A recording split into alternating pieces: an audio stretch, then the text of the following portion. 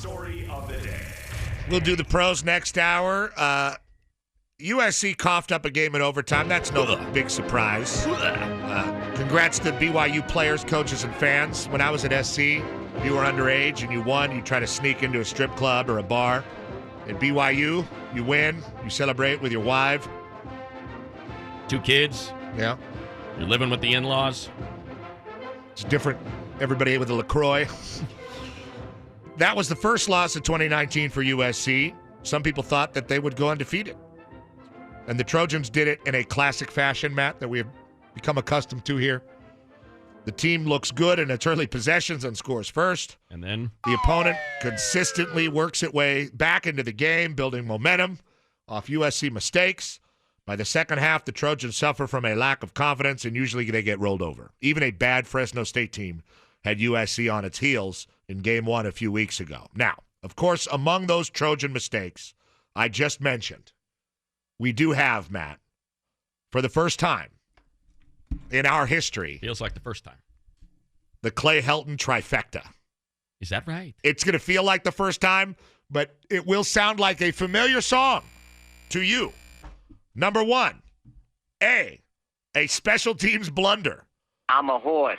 USC got penalized for a flying wedge formation on a kick return that Stephen Carr returned to the 50-yard line. Instead, USC took over its own 11. We're not used to seeing special teams blunders. No, and Keaton Slovis threw an interception 3 snaps later that led to a BYU field goal. 2, a defensive breakdown versus a mobile quarterback. Fourth quarter, leading 24-20, USC allowed BYU quarterback Zach Wilson to do a 360 spin, avoid a sack, 12 yards behind the line of scrimmage, move forward in the pocket, 35-yard completion downfield. 2 plays later, he ran in the go-ahead touchdown from 16 yards out. And 3, a horrible penalty.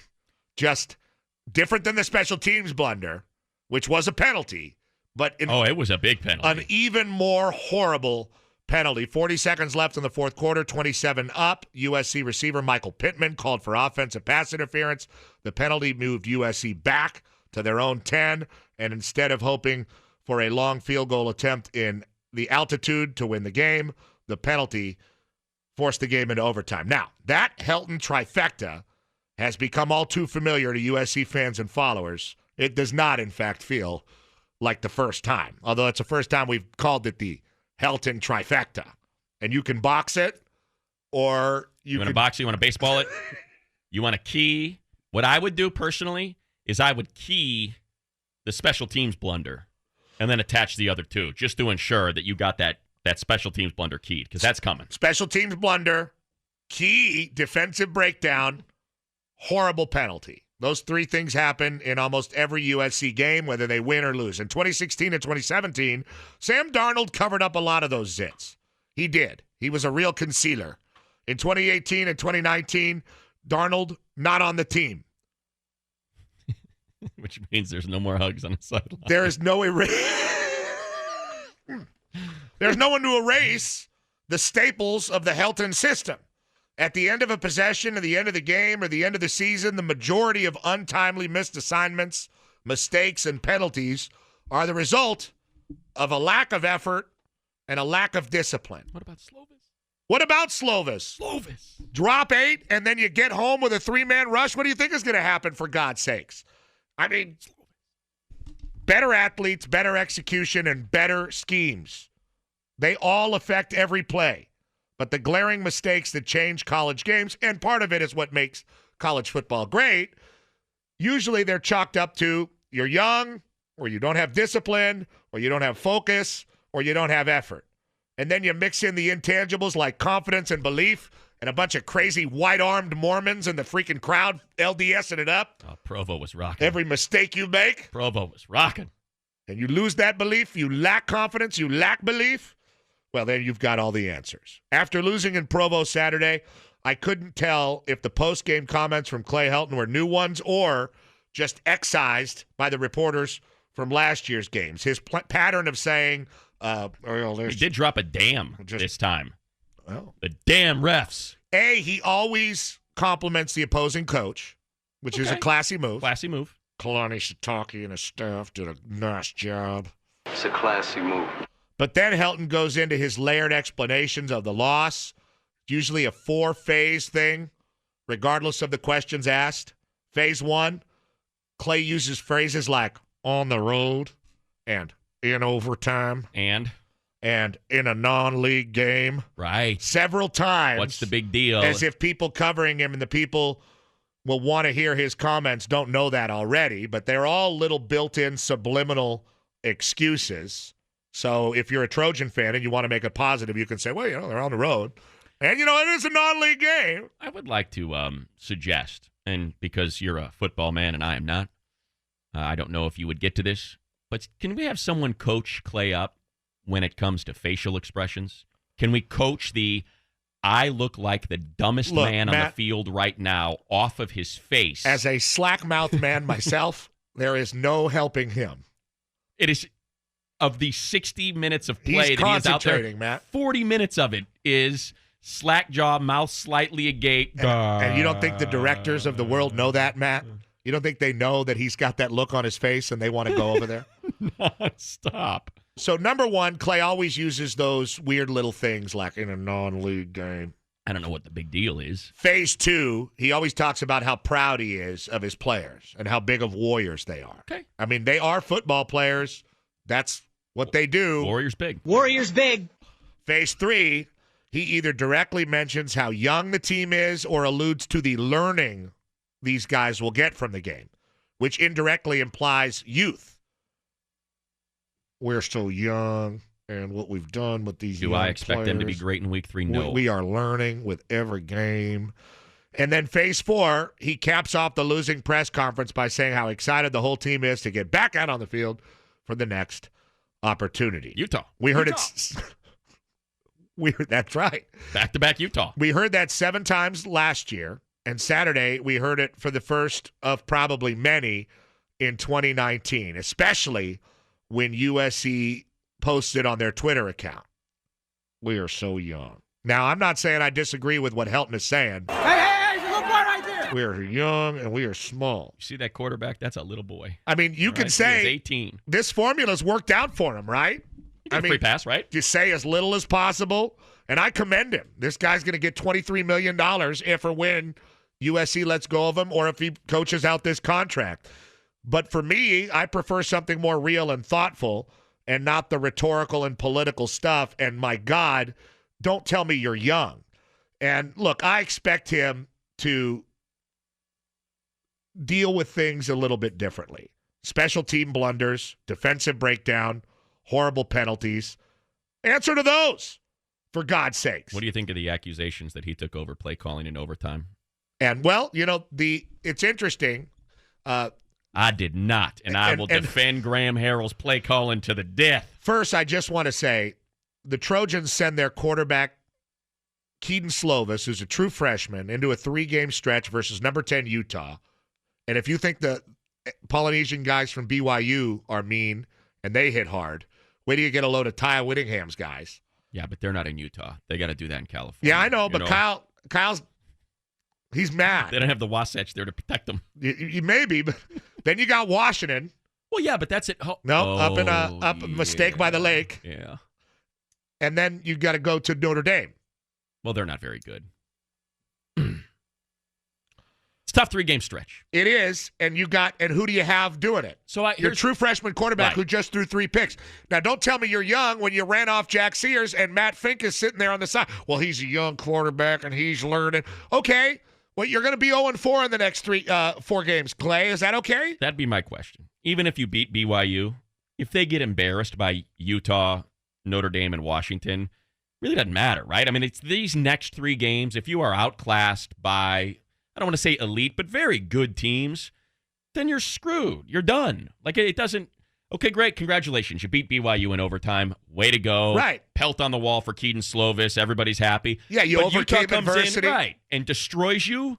Doesn't matter, right? Well, you run off a guy that is older. You won't play the other guy. You can't say how young you are and how young the quarterback is when he goes out and throws 3 picks and should have had 5. Now, as far as your accusation goes, which is a great topic after every USC game, especially when they lose, because it's always really muddy. Like, who called that play? Who was it? Was it me? Was it my brother Tyson? Who is it? Was it Graham Harrell? And Graham Harrell left the game afterwards without talking to the media, and even Clancy Pendergast, who could put a hot dog to sleep, spoke to the media after the BYU game.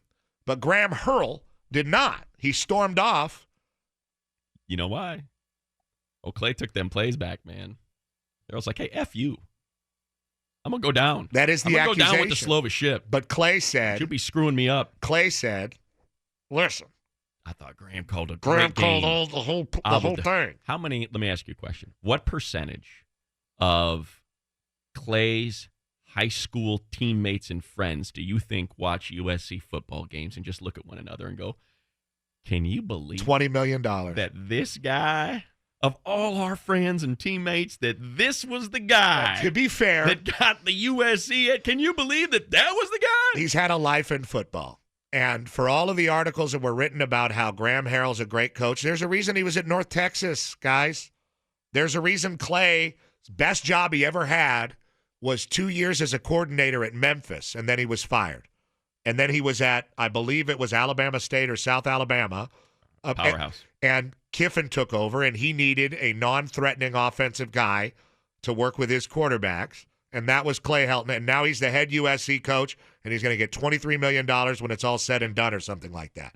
It's a Machiavellian tale. It is. It truly is, Matt. And just wait till Lane plants a seed. Somehow he's going to know the person that's the next athletic director that's going to fire Clay Helton, and you're going to get something on Lane's Twitter. Oh, yeah, it'll be. Well, there's a lot of people that'll be pretty interested because that's the other thing. You know what Clay's thinking. They can't fire me. With the staff I've built, who the hell's going to be the assistant? Who's going to be the head coach? Can't get rid of me. That's going to buy me a couple more games. Clancy could put a hot dog to sleep. Yeah, he could. You can't. Clancy Pendergast can't be your head coach because he won't talk to people. So that's that's a problem with coaching.